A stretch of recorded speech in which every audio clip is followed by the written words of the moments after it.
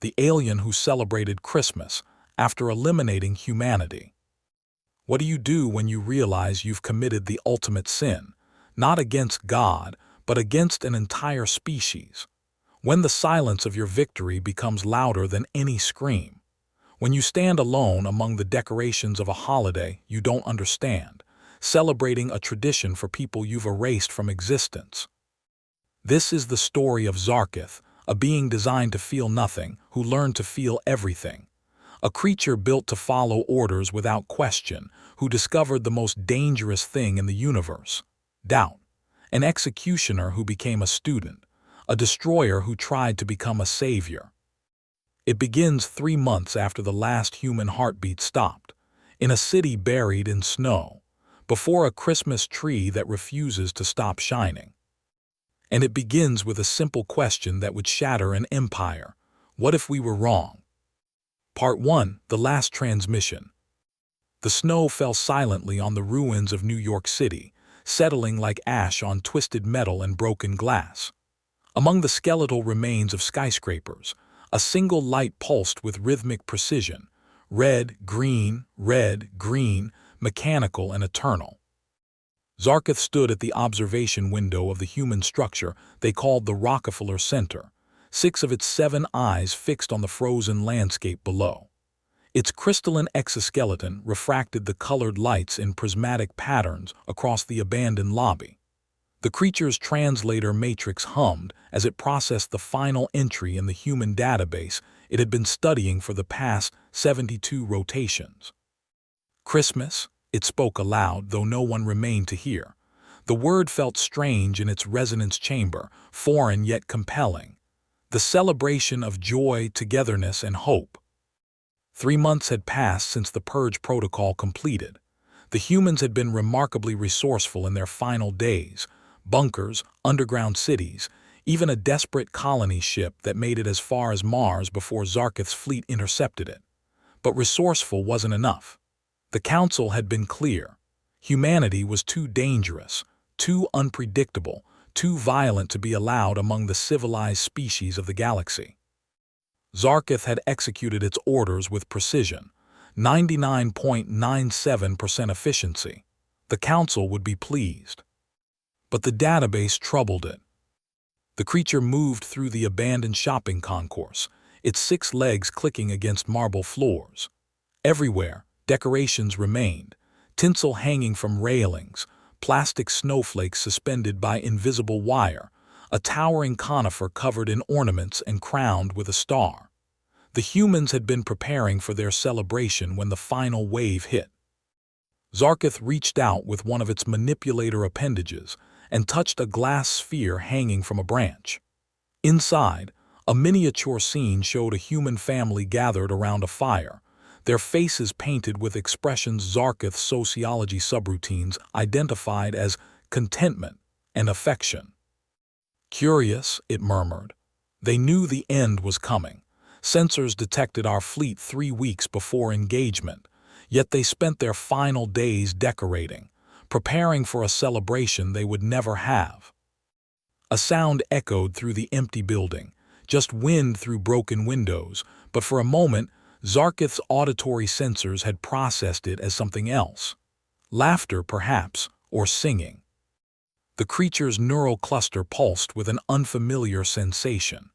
The emotion mapping algorithms in its translator suggested it might be what humans called guilt, but that was impossible. Zar'keth was a coordinator-class entity, incapable of ethical deviation. It had done what was necessary. It consulted the database again, pulling up files marked Christmas traditions.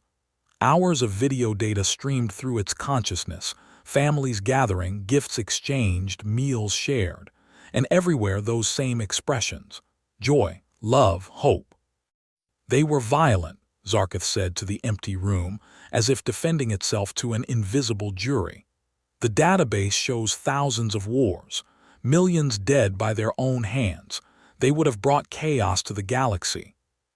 But another file opened unbidden, a video dated December 24th, recorded in this very building just moments before the purge began. A small human child, no more than 6 solar cycles old, stood before a decorated tree. Her optical sensors, eyes the humans called them, were wide with wonder. "I wish for peace on Earth," the child said to an adult holding a recording device. "And for everyone to be happy. That's what Santa should bring." The video cut off abruptly, replaced by the timestamp of the Purge protocol activation. Zar'keth's primary heart analog increased its rhythm. The creature turned away from the tree, multiple eyes dimming in what its systems recognized as distress. "It does not matter what they wished for," it said firmly. "They are gone. The galaxy is safer." But as it moved toward the exit, one of Zar'keth's rear eyes remained fixed on the ornament, on the tiny family frozen in their moment of happiness. And deep in its neural cluster, in a place where coordinator-class entities were not supposed to have such things, a question began to form. What if we were wrong? Part 2, The Ghost of Data. Zar'keth spent the next rotation cycle in the human structure designated Public Library. The building had survived mostly intact. Humans, it seemed, built their repositories of knowledge with particular care. Row upon row of physical data storage units lined the walls, what the database called books. The creature pulled volume after volume, its translator matrix working constantly to process the archaic information transfer method. Fiction, history, science, philosophy. The humans had documented everything about themselves, as if desperate to be remembered. But Zar'keth kept returning to one section, the children's area. "'Twas the night before Christmas," it read aloud, its resonance chamber struggling with the rhythmic patterns of human poetry. "When all through the house not a creature was stirring, not even a mouse." A mouse. The database identified it as a small mammalian pest. Humans had written poetry about the absence of pests. The illogic was fascinating. "Coordinator Zar'keth," a voice crackled through its communication array. "The Council requests a status update." Zar'keth's exoskeleton plates shifted, a reflexive response to authority. "The planetary cleansing is complete, High Counselor. I am currently conducting final verification sweeps of major population centers." Verification. The counselor's tone carried disapproval even through the quantum link. "The biometric scans show no remaining human life signs. What requires verification?" Zar'keth hesitated. A delay of only 0.3 seconds, but enough to register as abnormal for a coordinator-class entity. "I am ensuring no autonomous systems remain active that could pose a threat to future colonization efforts." "Very well, complete your assessment and return to the fleet. The galaxy awaits good news of our successful intervention." The connection severed. Lies. Zar'keth had just lied to the Council.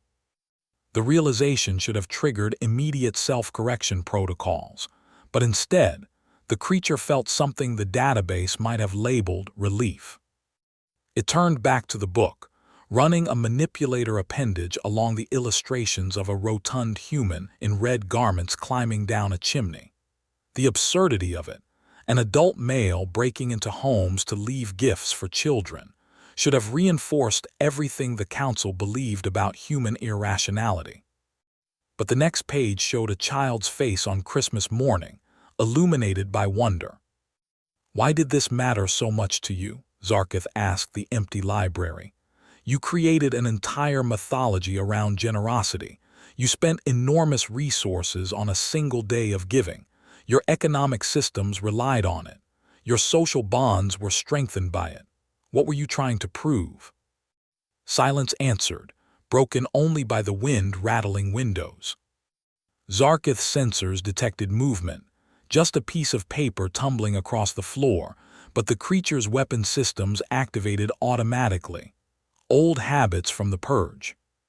The paper came to rest against its leg. Zar'keth picked it up carefully.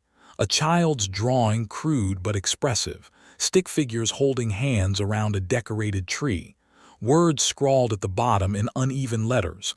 "My family. I love them." The creature's neural cluster pulsed with that sensation again, stronger now, undeniable. Guilt, remorse, horror at what it had done. "No," Zar'keth said, crumpling the paper. "No, the Council's assessment was correct. Humans were dangerous. This," it gestured at the drawing, the books, the silent building, "this is manipulation. Emotional appeals designed to exploit empathy. It is what made them dangerous." But even as it spoke, Zar'keth carefully smoothed the drawing and placed it in a storage compartment. A souvenir, it told itself. Evidence of human duplicity. Not a memorial. The creature left the library as the sun set, painting the snow-covered city in shades of orange and red. Somehow, Zar'keth's path led back to Rockefeller Center, to that tree with its endless lights. Red, green, red, green. Joy, hope, joy, hope. "You cannot feel guilt," Zar'keth told itself. "You are incapable of moral failure. You followed orders. You protected the galaxy." But the lights continued their patient rhythm, and in their glow, Zar'keth saw something that made its neural cluster freeze. The ornament, the one showing the family by the fire, it was glowing, not with reflected light but with its own internal illumination. And as Zar'keth watched, the tiny figures inside moved. The family turned as one to look directly at the creature, their painted faces shifting from joy to accusation. "Sensor malfunction," Zar'keth announced, running diagnostics, but all systems reported normal function. The family and the ornament began to fade, dissolving like snow in water. In their place, new figures appeared, thousands of them, millions, all the faces of all the humans who had died in the purge. They pressed against the glass sphere from within, silent mouths open in screams that would never be heard. Zar'keth stumbled backward, three of its legs tangling. The ornament swung on its branch, the faces inside multiplying impossibly, filling every molecule of space within the glass. Then, as suddenly as it began, the vision ended. The ornament showed only its original scene, a family that had never existed, celebrating a holiday they would never share. "The database spoke of ghosts," Zar'keth whispered, "spirits that haunted the guilty, but those were superstitions, primitive explanations for psychological phenomena." Yet the creature couldn't look away from the ornament, couldn't shake the certainty that something was watching it, judging it. "What do you want from me?" Zar'keth shouted at the empty building. "I cannot undo what was done. The humans are gone. Their civilization is extinct. I am sorry." The word escaped before Zar'keth could stop it. Sorry, an expression of remorse, an admission of wrongdoing. A betrayal of everything the Council stood for.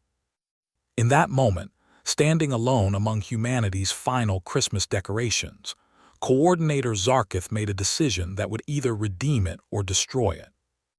It would learn what Christmas truly meant, and perhaps, in understanding, it would find either justification for its actions or the courage to face what it had become. Part 3. The Reluctant Student. Zar'keth worked through the night, which was easy since its species required only 4 hours of rest per rotation. The creature had relocated to a human dwelling in what the maps designated as suburban Connecticut, a structure the database called a house. This particular house had been decorated extensively for Christmas. The outside was strung with lights that still functioned, powered by the dwelling's solar reserves. Inside, a tree stood in what humans called a living room, though the irony of that term now seemed cruel. Gifts wrapped in colorful paper sat beneath it, names written on tags. To Mom, love Sarah. To Dad, from your favorite son, don't tell Sarah. To Sarah, from Santa. Zar'keth carefully opened each gift, cataloging contents. A scarf, a book of poetry, a toy that appeared to be a miniature construction vehicle. Simple objects, functionally worthless, yet humans had wrapped them carefully and placed them under a tree. The exchange of gifts, Zar'keth read from its compiled database, represents the human values of generosity, thoughtfulness, and the maintenance of social bonds. The selection of appropriate gifts requires knowledge of the recipient's preferences, demonstrating attention and care. The creature picked up the toy truck, turning it over with multiple manipulator appendages. A child had wanted this. An adult had purchased it, wrapped it, and placed it here with love. And now both were ash, scattered across 3 continents by the Purge's dispersal protocols. Zar'keth's communication array chimed. Another message from the Council. Coordinator, your verification is taking longer than projected. Is there a complication? Negative, High Counselor. The human infrastructure is extensive. I am ensuring thorough documentation for future reference. Another lie, they were becoming easier. Very well. However, Coordinator, the counselor's tone shifted, carrying a note Zar'keth's emotion matrices labeled as suspicion. Several of your recent data requests have been flagged as irregular. Human cultural studies, sociological analyses, historical records of their celebrations. These fall outside standard verification protocols. Explain. Zar'keth's neural cluster raced through potential responses. The truth would mean immediate recall and memory restructuring. Lies would only delay the inevitable. But there was a third option, one that terrified the creature even as it spoke. High Counselor, I have discovered potential evidence that our assessment of humanity may have been incomplete. Silence stretched across the quantum link. When the counselor spoke again, its voice carried the chill of absolute zero. Explain carefully. The humans possessed a complex cultural framework centered around altruism and social cohesion. Their Christmas celebration demonstrates sophisticated emotional intelligence and capacity for self-sacrifice. I believe, Zar'keth hesitated, then committed fully to the treason it was committing. I believe we may have eliminated a species that was evolving toward genuine civilization. The silence that followed lasted 17 seconds, an eternity in quantum communication. Coordinator Zar'keth, the counselor finally said, you are experiencing corruption in your ethical subroutines.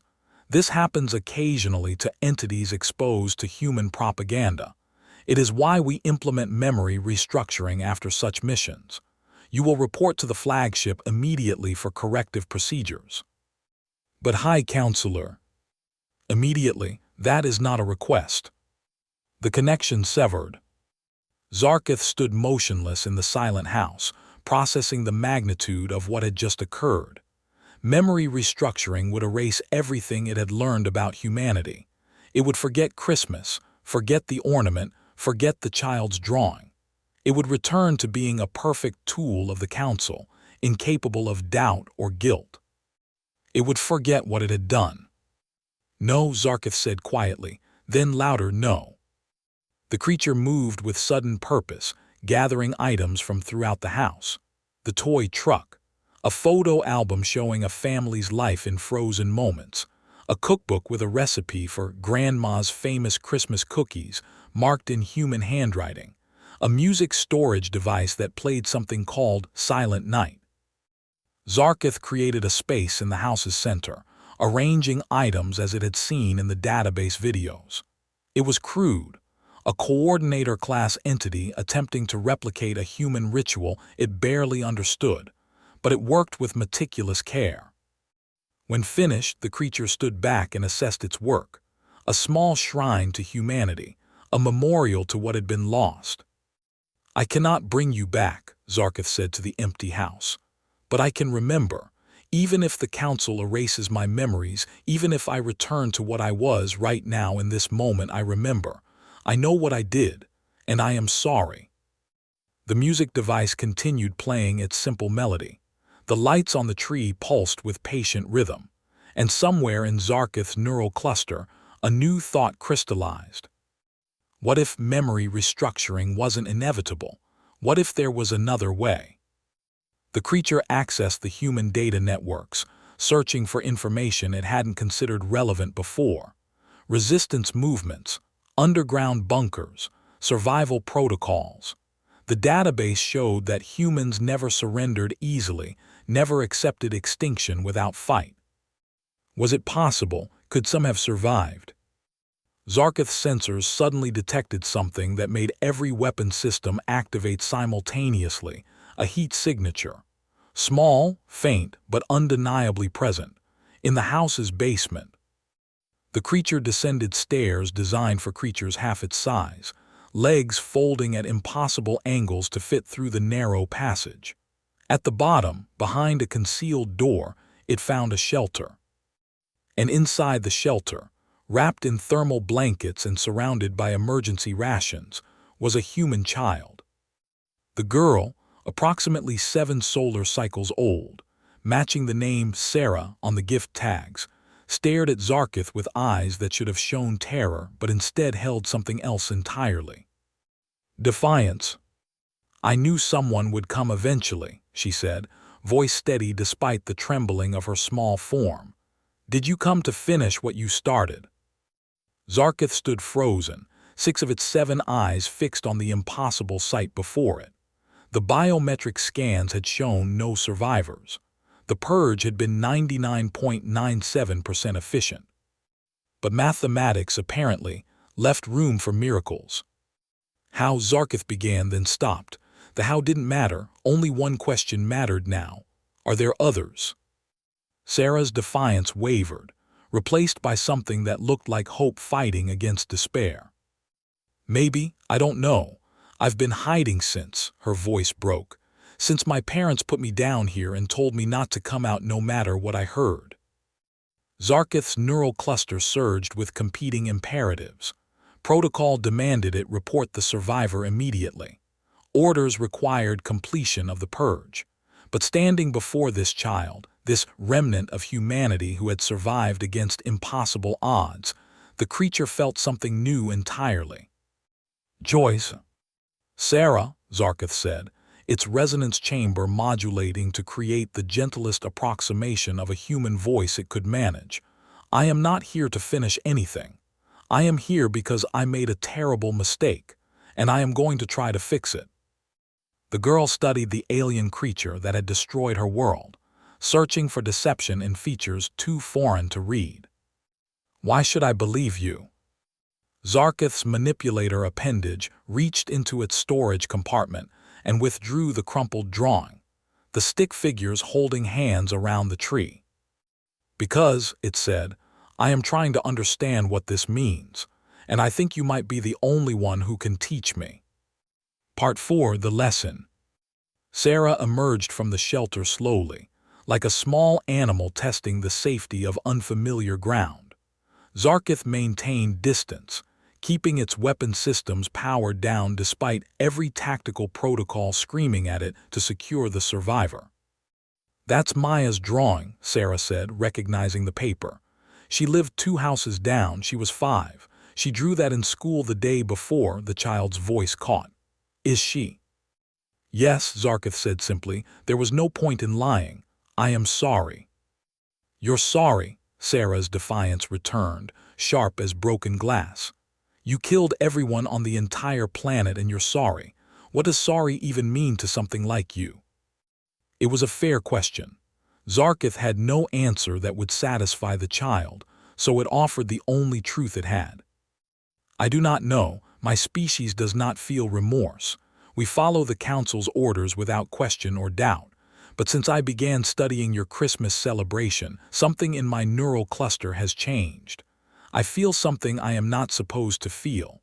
The database suggests it might be guilt, or grief, or horror at what I have become."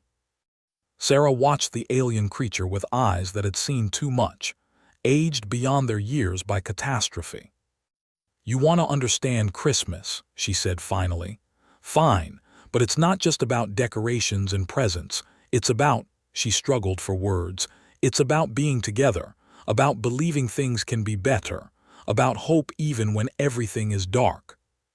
"Your parents put you in that shelter knowing they would die," Zar'keth observed. "They sacrificed themselves for your survival. This is love." Yes, the word was simple, absolute. But it is illogical. From an evolutionary perspective, parents should prioritize their own survival to produce more offspring. Your parents chose certain death to give you uncertain life. The mathematics make no sense. Sarah laughed, a bitter sound too old for her age. Love isn't about mathematics, that's probably why you don't understand it. Zar'keth's neural cluster processed this, finding it both frustrating and illuminating. Show me, it said. Show me what Christmas means, make me understand. The child considered the alien that had destroyed her world, and was now asking for lessons in humanity. The absurdity of it should have been paralyzing, but Sarah had always been taught that Christmas was about impossible things, flying reindeer, eternal workshop elves, and the idea that one day of kindness could change the world. If that could be true, maybe this could be too. Okay, she said, but we do it right, all of it. Over the next hours, Sarah became the teacher and Zar'keth the student. They moved through the house, the child explaining each tradition, each symbol, each ritual that had meant something to her family. This is my mom's music box, Sarah said, winding a small mechanical device that played a tinkling melody. It's a German carol, O Tannenbaum. It means, O Christmas tree. She got it from her grandmother, who got it from her mother. It's been in our family for like 100 years. Zar'keth examined the box, its sensors detecting worn gears, aged wood, accumulated molecular degradation. By its calculations, the device should have ceased functioning decades ago, yet it persisted through careful maintenance and something the humans called sentimental value. You preserve things that are objectively obsolete because they connect you to your past, Zar'keth observed. We preserve them because they remind us who we are, Sarah corrected, where we came from, that we're part of something bigger than just ourselves. They moved to the kitchen, where Sarah pulled out the cookbook Zar'keth had seen earlier. Every Christmas Eve we made my grandma's cookies, she explained, running small fingers over the handwritten recipe. Mom would let me help measure the ingredients. Dad would sneak bites of raw dough even though Mom said he'd get sick. It was, her voice wavered, it was our thing, our tradition. But your grandmother is deceased, Zar'keth noted, accessing the family records. Expired 4 solar cycles ago. Why continue her recipe? Because that's how we keep her alive, Sarah said simply. As long as we make her cookies, she's still part of Christmas, still part of us. Zar'keth's neural cluster struggled with the concept. The dead remained dead. This was universal law. Yet humans had created a system where memory became a form of resurrection, where tradition defeated entropy. I want to try, the creature said. Try what? Making the cookies, following her recipe. If this is how you preserve what matters, then I want to understand it. Sarah stared at the alien, this instrument of genocide that was now asking to bake Christmas cookies. The absurdity should have been too much, but she found herself nodding. Okay, but you have to do exactly what I say. Grandma's cookies are sacred.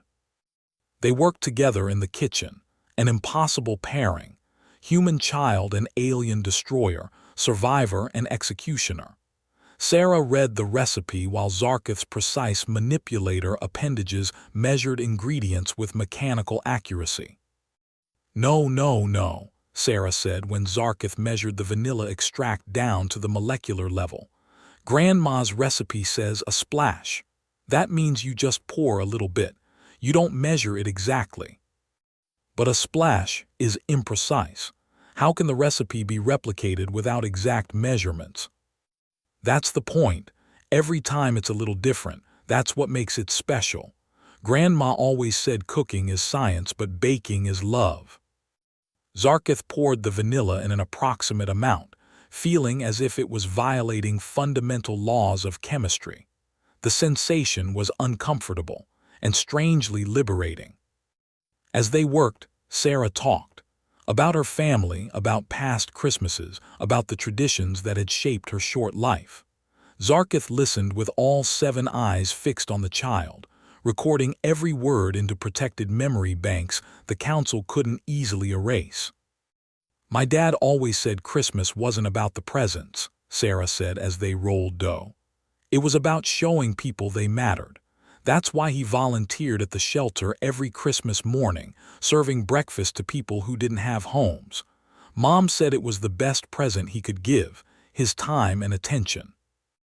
Altruism towards strangers, Zar'keth noted.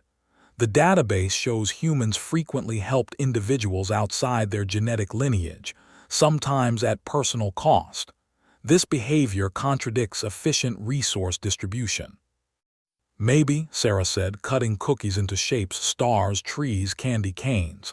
But it made people happy. Isn't that worth something? As they placed the cookies in the oven, Sarah turned to face Zar'keth directly, her small frame barely reaching the creature's lowest torso joint. "Can I ask you something?" "Yes." "Why did you do it? Why did your people kill everyone?" Zar'keth had known this question would come. It had prepared multiple responses, ranging from tactical justification to sociological analysis. But standing in this kitchen, covered in flour and vanilla extract, preparing cookies from a dead grandmother's recipe with the last human child, only the truth seemed adequate. "Because we were afraid," Zar'keth said. "Your species was violent, unpredictable, dangerous. Your history shows thousands of wars, millions dead by your own hands.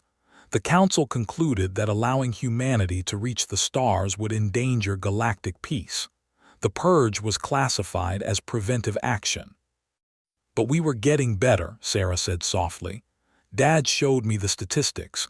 Wars were declining, technology was improving. We were starting to work together more, fighting less. We just needed more time." "I know," Zar'keth said. "I have studied your data. You were evolving. Slowly, chaotically, but evolving towards something better. The Council did not give you time to finish that evolution.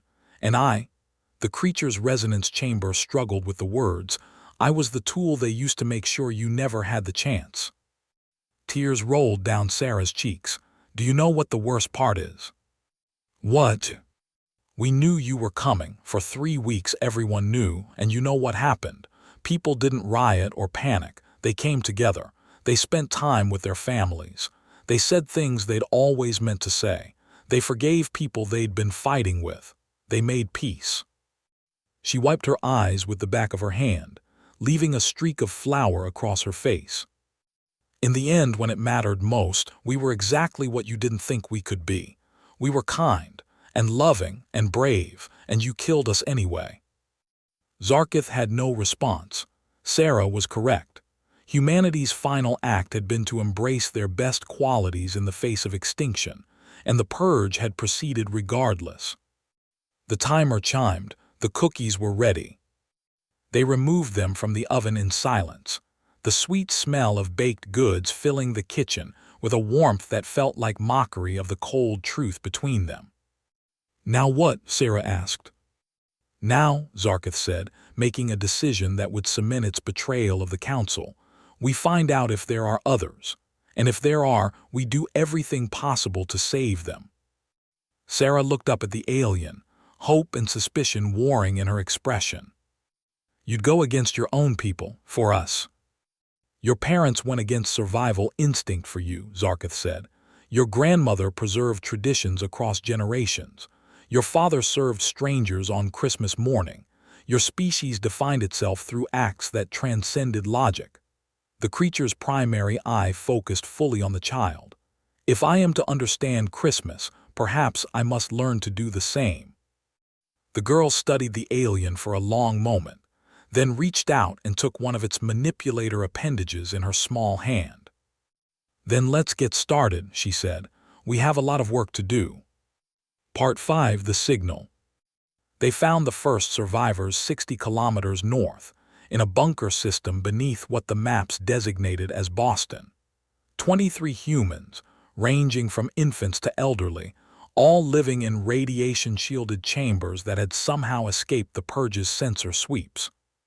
The second group was in Chicago, 37 survivors who had hidden in the abandoned subway tunnels, moving constantly to avoid detection patterns.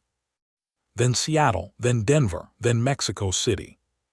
Each discovery was a miracle, and each miracle was damnation for the Council's certainty.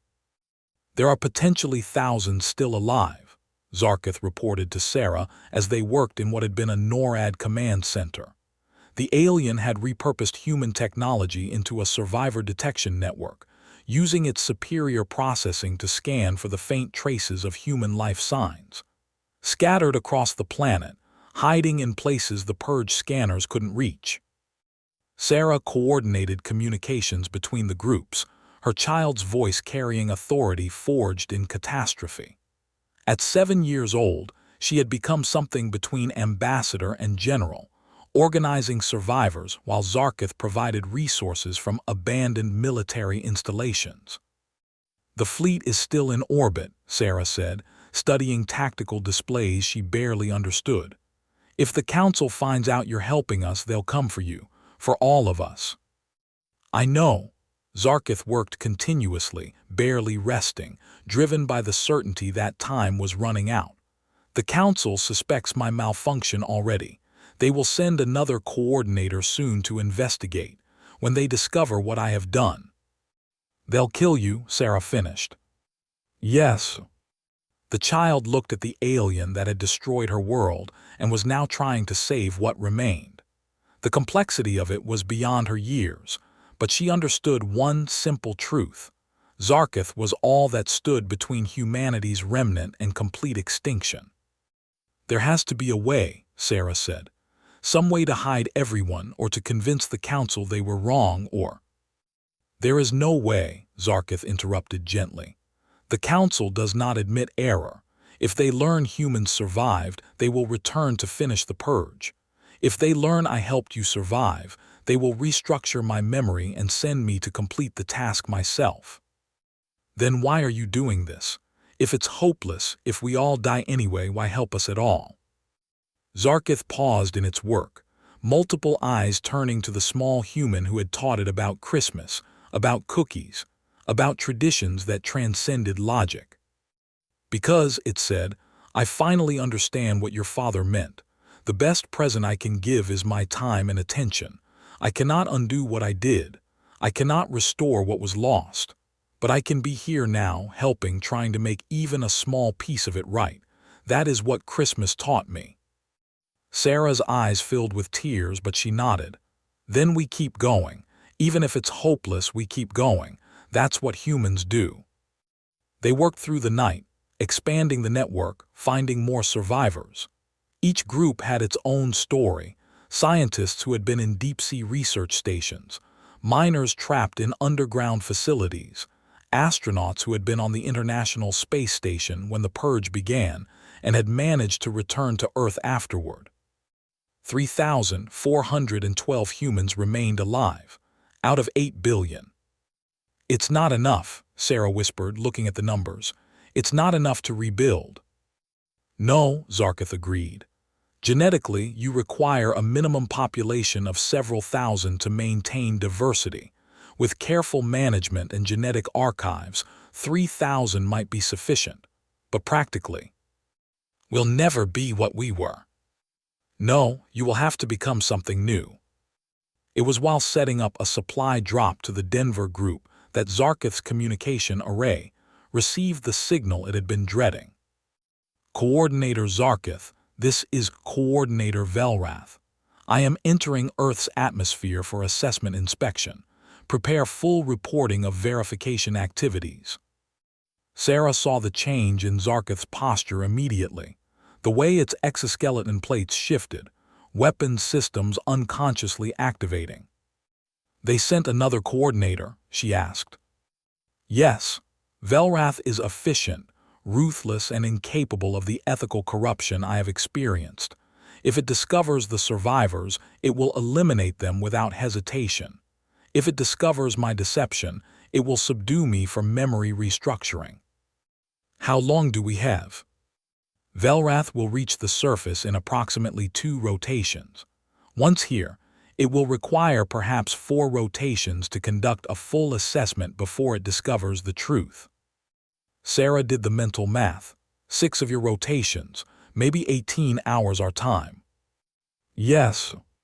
The girl looked at the displays showing 3,000 scattered souls, all depending on them. "What do we do?" Zar'keth's neural cluster had been processing this scenario since the moment it decided to help humanity. There had always been only one possible solution, but the creature had avoided confronting it until now. "I cannot deceive Velrath," Zar'keth said. "Its sensors will detect the survivors. Its analysis will identify my ethical corruption. There is only one way to prevent it from completing its mission and reporting to the Council." "What way?" "I must eliminate it." The words hung in the air between them. Sarah understood what they meant, not just killing another member of Zar'keth's species, but declaring open rebellion against the Council. A line that once crossed could never be uncrossed. "That will make you a traitor," Sarah said. "Yes. They'll hunt you. The Council, the fleet, all of them. You'll never be able to go home." "I know. And if they catch you, they will terminate me." After extensive interrogation to determine how my ethical subroutines became corrupted, Zar'keth turned all 7 eyes to Sarah. "But if I do not act, 3,000 humans will die, and I will have learned nothing from Christmas." Sarah stepped forward and wrapped her arms around one of Zar'keth's lower leg joints, as much of the alien as she could reach. "Then we fight," she said, "together." Zar'keth looked down at the small human clinging to it, this child who had survived the end of her world and still found the capacity for trust, for hope, for connection with the very creature that had destroyed everything she knew. "Yes," Zar'keth said softly, "together." Part 6. The Confrontation. Velrath landed at Rockefeller Center, choosing the same location Zar'keth had used as its initial observation point. The new coordinator was larger than Zar'keth, built for combat operations, with 8 eyes instead of 7 and weapon systems integrated directly into its exoskeleton. Zar'keth watched its approach from a concealed position in a nearby structure, Sarah safe in a bunker 200 meters below ground. "Coordinator Zar'keth," Velrath transmitted, "present yourself for assessment review." "Acknowledged," Zar'keth responded, emerging into the open. "Welcome to Earth." Velrath's 8 eyes scanned the environment with mechanical precision. "Your verification sweep has exceeded standard protocols by a factor of 12. Explain the delay." "Human infrastructure proved more extensive than initial assessments indicated," Zar'keth said, each word carefully calibrated. "I wanted to ensure thorough documentation." "Documentation." Velrath moved toward the decorated Christmas tree, still standing with its lights pulsing their patient rhythm. "Is this why you have been accessing human cultural databases, to document their holiday decorations?" "I was attempting to understand human psychology, to determine if the Council's assessment of their threat level was accurate." "The Council's assessments are always accurate," Velrath said flatly. "Your questioning of this suggests the ethical corruption they suspected." The creature turned all 8 eyes on Zar'keth. "You have been compromised by human propaganda." "Or," Zar'keth said carefully, "I have discovered evidence that humanity was not what we believed." "Impossible. The data was clear. Thousands of wars, millions dead, violence encoded in their very nature. They would have brought chaos to the galaxy." Zar'keth moved closer to the tree, multiple manipulator appendages gesturing at the decorations. Yet in their final days, knowing death approached, they chose to decorate, to celebrate, to gather with loved ones. Does that seem like chaos to you? "It seems like typical human irrationality." Velrath's weapon systems activated, not targeted but ready. "Your neural cluster has clearly degraded. Memory restructuring will correct these aberrations." "I do not want correction," Zar'keth said. "I want to understand why we destroyed a species that was learning to be better than it was." "They were violent. So are we. We eliminated 8 billion individuals to prevent hypothetical future violence. How is that morally superior?" Velrath's exoskeleton plates shifted, a threat display. "You speak of morality. We do not deal in such concepts. We follow the Council's directives." Perhaps, Zar'keth said, we should start dealing in such concepts. The attack came without warning. Velrath was built for combat, and it moved with practiced efficiency. Energy weapons discharged, targeting Zar'keth's neural cluster housing. But Zar'keth had been preparing for this moment since deciding to protect the survivors.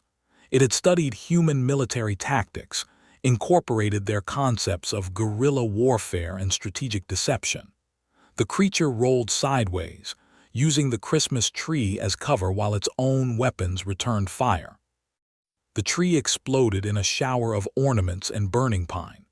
The family ornament that had haunted Zar'keth shattered against the floor, the tiny figures inside scattering like dust. "You fight me," Velrath sounded genuinely surprised. "You would attack another coordinator to protect humans."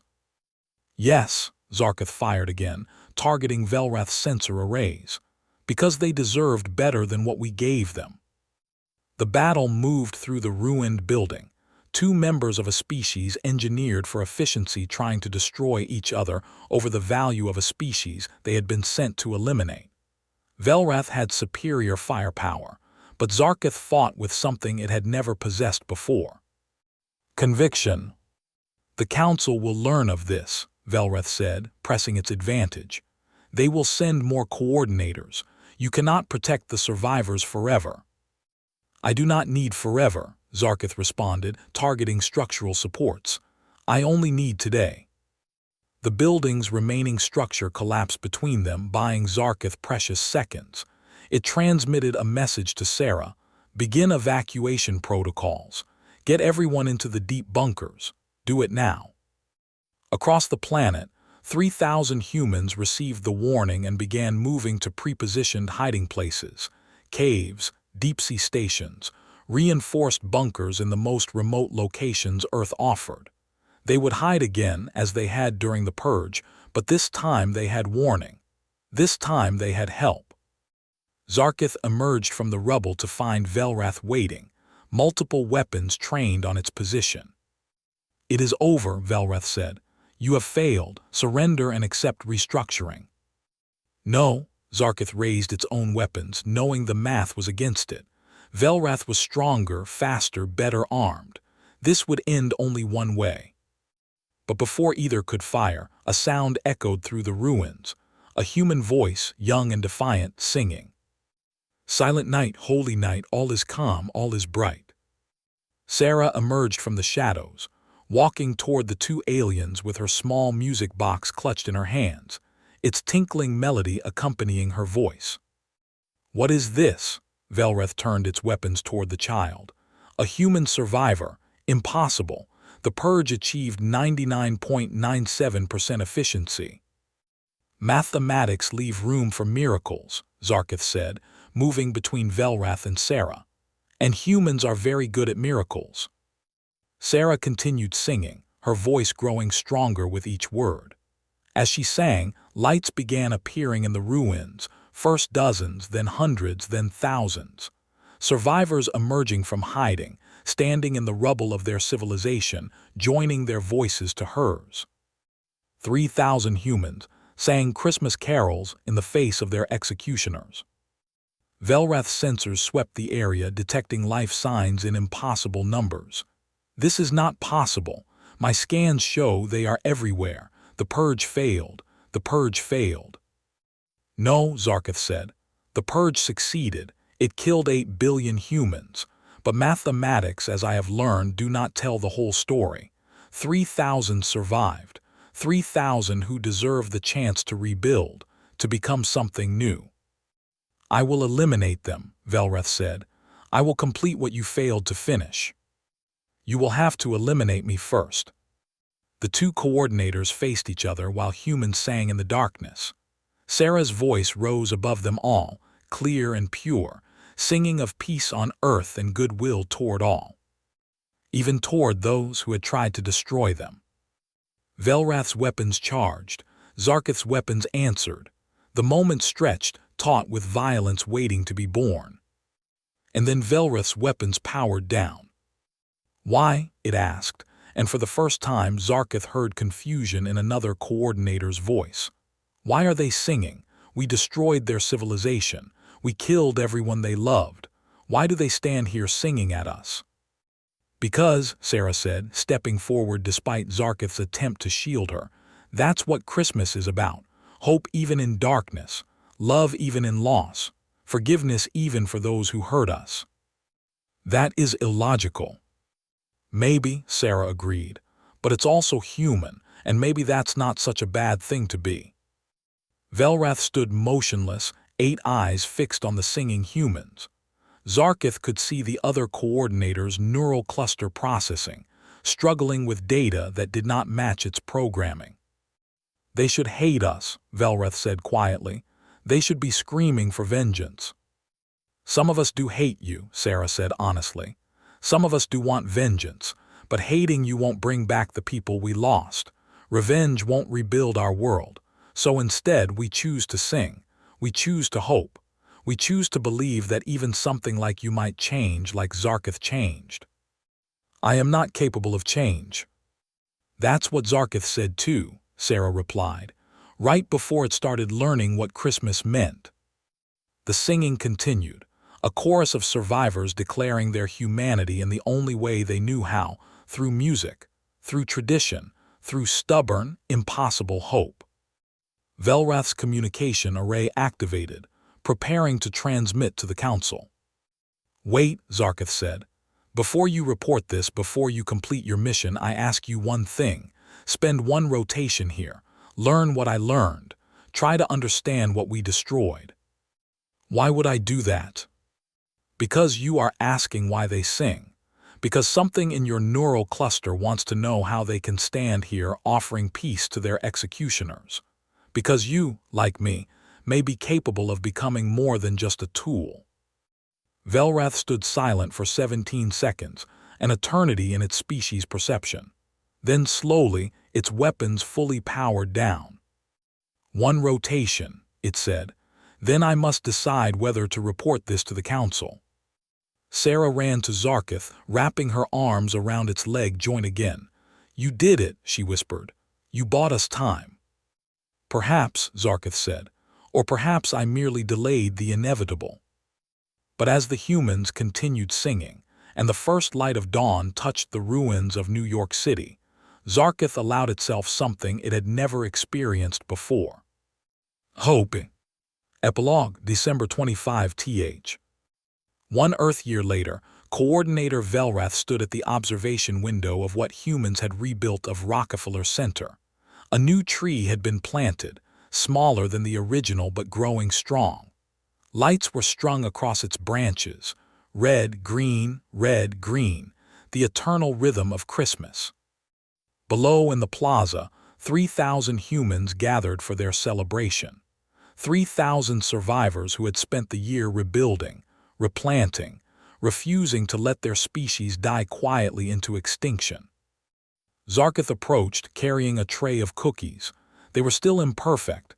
A splash of vanilla remained a conceptual challenge, but they tasted like memory, like tradition, like love. The council has demanded our return 17 times, Velrath noted. At some point, they will send more coordinators, possibly a full combat fleet. I know, Zar'keth said, but until that day comes, we help them rebuild. We teach them what we know. We try to make them strong enough to survive whatever comes next. We have become traitors to our entire species. Or, Zar'keth said, we have become something better than what we were. Velrath's 8 eyes fixed on the alien that had corrupted it, that had taught it to question, to doubt, to feel things coordinators were not designed to feel. I still do not fully understand Christmas, Velrath admitted. Neither do I, Zar'keth said. But Sarah says that's part of the point. It's not about understanding. It's about participating, about being present, about choosing hope. Below, the ceremony began. Sarah, now 8 years old and still the unofficial leader of humanity's remnant, stood before the tree and spoke words that had been spoken for thousands of years. Peace on earth, goodwill to all. And then she added new words, words for a new age. Even to those who almost destroyed us, even to those who learn to be better. Merry Christmas to everyone, human and alien alike. The humans cheered. 2 alien coordinators stood at the window, watching, trying to understand how a species they had almost eliminated could still offer them welcome, could still teach them about becoming something greater than their design. Merry Christmas, Velrath, Zar'keth said. After a moment, Velrath replied, Merry Christmas, Zar'keth. They stood together as snow began to fall on the city, covering ruins and rebuilding alike in a blanket of white. Somewhere in the plaza, someone started singing Silent Night. Others joined in. And 2 alien coordinators, traitors to their council, students of humanity, stood and listened to the impossible miracle of a species that refused to surrender hope. The trees' lights pulsed their eternal rhythm. Red, green, red, green. Joy, hope, joy, hope. The message continued, patient and persistent, declaring to the universe that while mathematics might measure destruction with precision, they could never quite account for the stubborn miracle of the human spirit, or for the transformation of those who learned to see it.